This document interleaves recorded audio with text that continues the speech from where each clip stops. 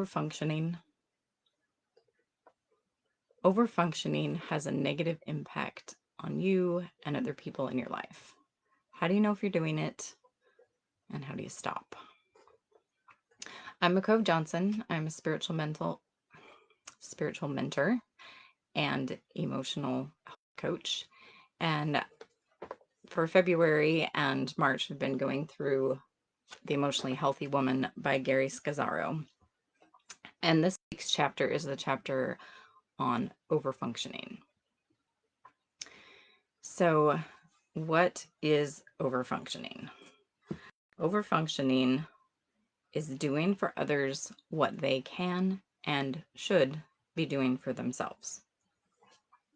So, this was a challenging chapter for me.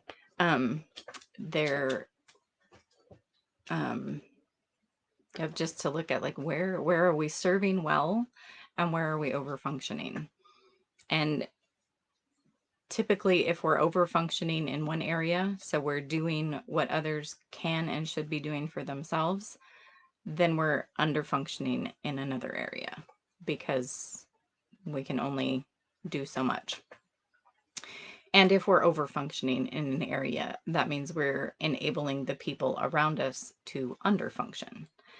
And so Geri shares her story of her husband was a pastor of a church, and he was overfunctioning at church, like doing the job of 3 people, which meant he was underfunctioning at home. And then she, being the good pastor's wife to support his ministry and, do all of the things, was overfunctioning in the home and underfunctioning in taking care of herself. And for this, like, I'm still processing through these things, so I'm just going to share mostly from the book today. So she has an overfunctioning inventory. And so I'm going to read this. So you can just kind of make mental checks in your mind, or if you have a piece of paper, take a pen and tally down a mark for any of these that you would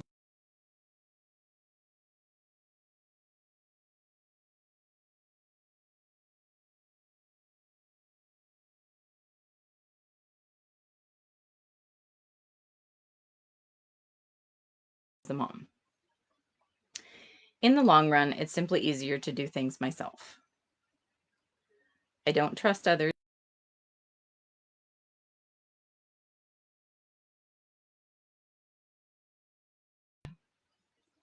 I don't like to rock the boat, so I cover for others' shortcomings. Other people describe me as stable and having it together. I don't like asking for help because I don't want to be a burden. I like to be needed. Okay, so her scoring on this, and let's see, I would say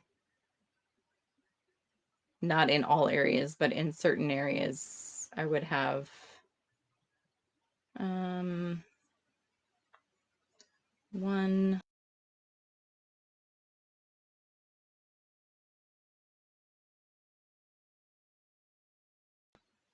4.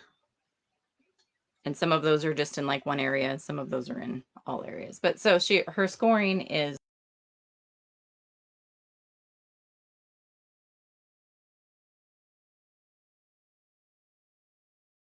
marks. You probably have a moderate case of overfunctioning. And if you scored 8 or above, you're in trouble. That would probably be codependent. And so why does it matter? So what are the negative consequences of overfunctioning?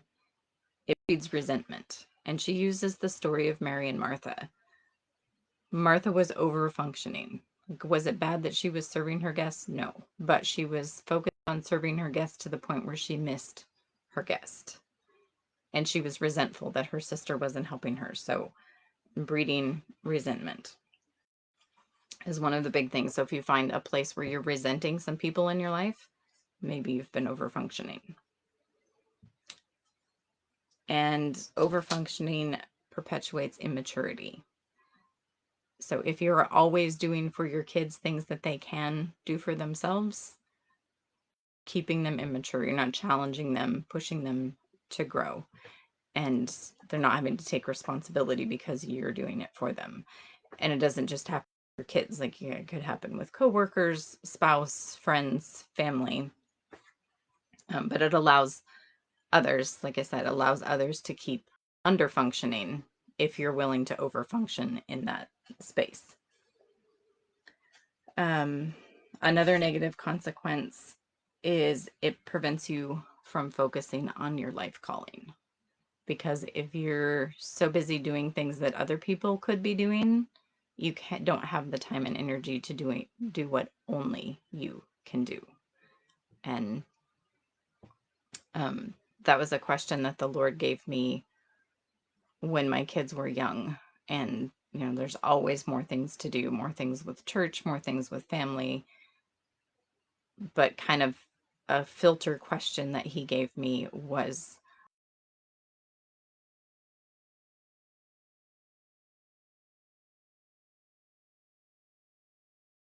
volunteer and do things at church and different things like that. And it doesn't mean that I shouldn't do any of those things. But first and foremost, I have to be sure that I'm doing the things that only I can do, which is to be a wife to my husband, be the mom to my kids. Like, could someone else raise them? Yeah, but they can't be their mom like I am, like I can. So looking at that of what are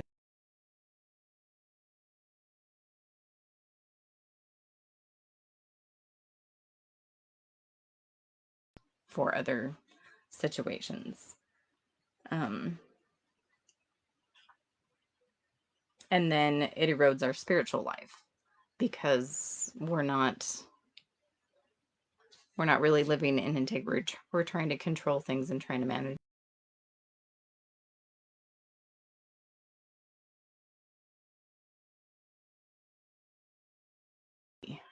Because again, it's building that resentment. It's not challenging others to grow in maturity, and that hurts community. You can't have a healthy community if people aren't mature or aren't mature.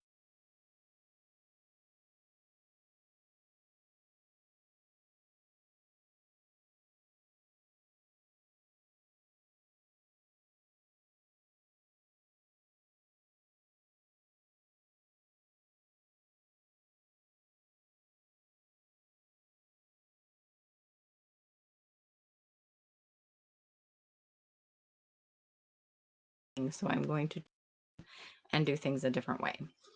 And so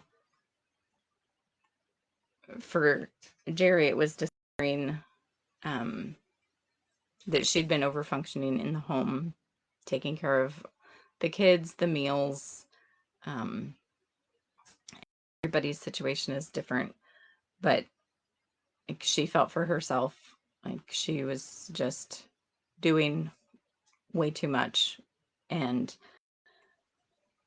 had the opportunity to take a part-time job, but it was going to mean her husband would need to change his schedule like 3 days a week. And it was something he could do. It just wasn't something she was sure that he would want to do. But she still felt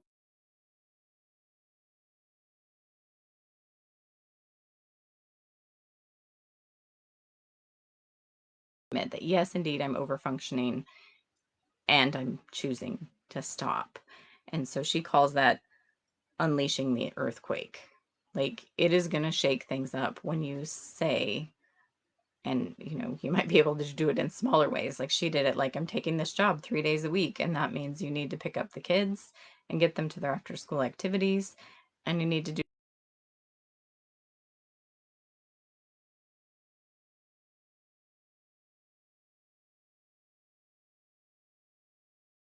it at first. And then said unleash the earthquake, which is going to produce some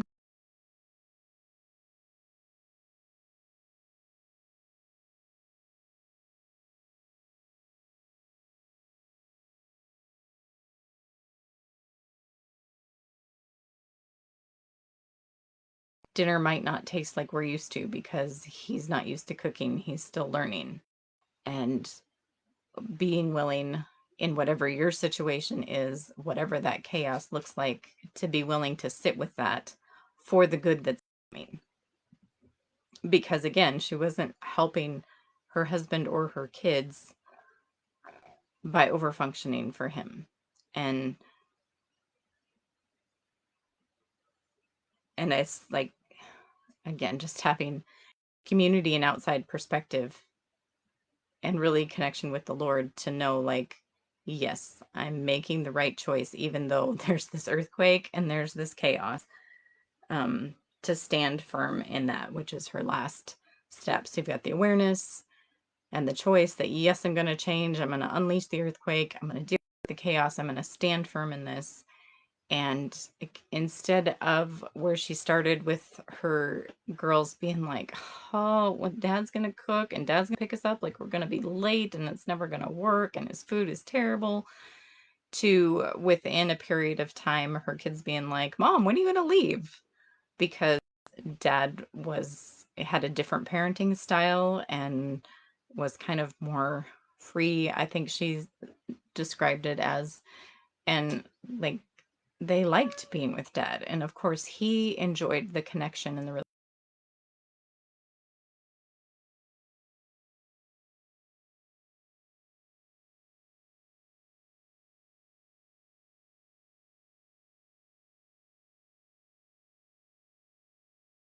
you are capable of doing this. And, like, obviously not every husband has a work situation where they could take off at 3 o'clock and pick up the kids from school or whatever time he needed to. But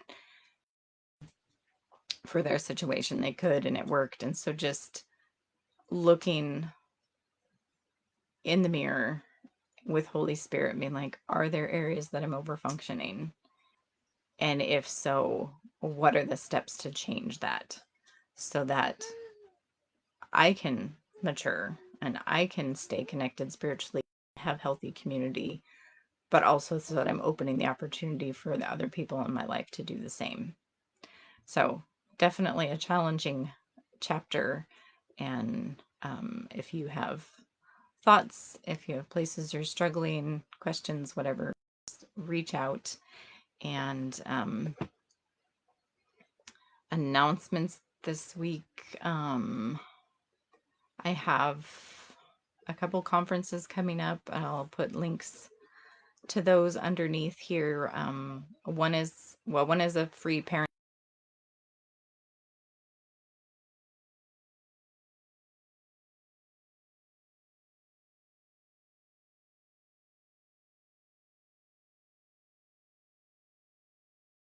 dealing with that if you experience life, but then also not passing it on to your kids if you did experience it in your own life. And then there's a whole range of other coaches that focus on different aspects of parenting. And then the other one is a women's summit, and it focuses on a whole bunch of different areas, and that one's not coming till April. But thanks for watching, and just let me know